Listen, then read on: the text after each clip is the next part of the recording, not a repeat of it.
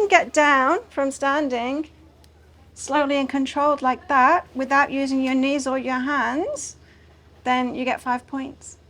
And if you can stand up again, you might need a bit of momentum to do it. Again, in a controlled way, without using your hands or your knees, you get another 5 points.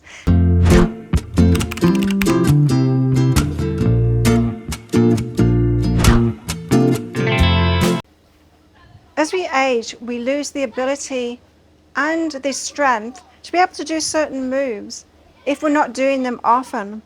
Now, when we're younger, we tend to play and do all kinds of things with our bodies that keeps a certain strength and mobility going. But the older we get, the less we tend to do those kind of things. And so we need to train those kind of things. There's a test, it's called a sit to rise and rise to sit test.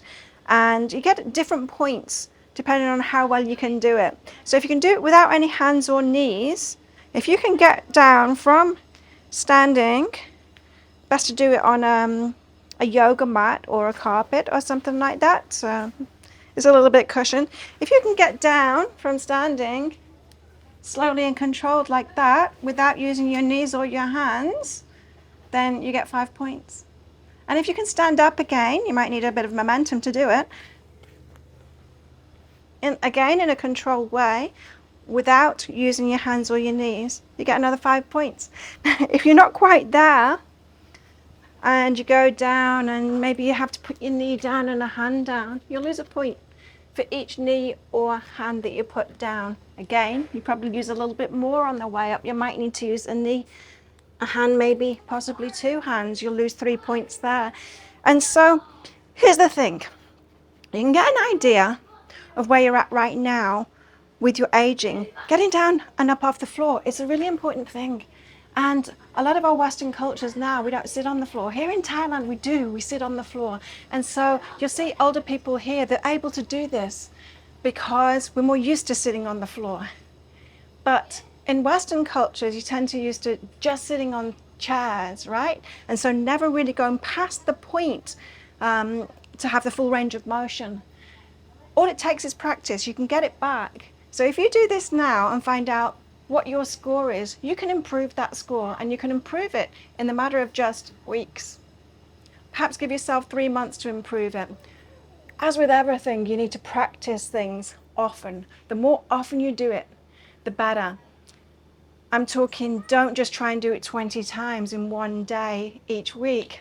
Do it a little bit every day. Now, you might need to help yourself up first, like this. And perhaps keep on doing it over and over again like that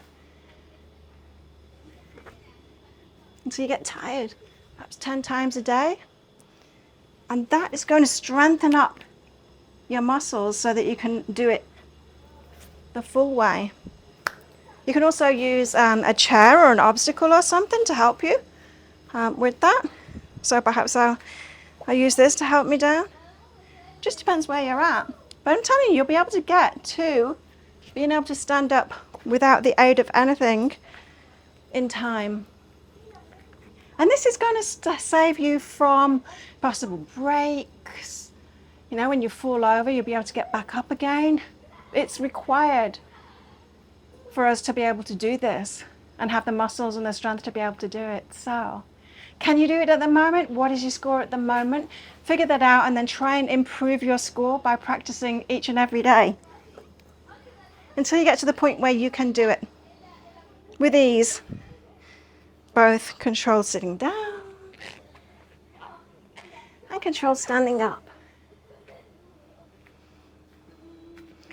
Put your score below and let's see if you can improve. Thanks for watching. Don't forget to subscribe below for more anti-aging, or well-aging, healthy aging tips from me.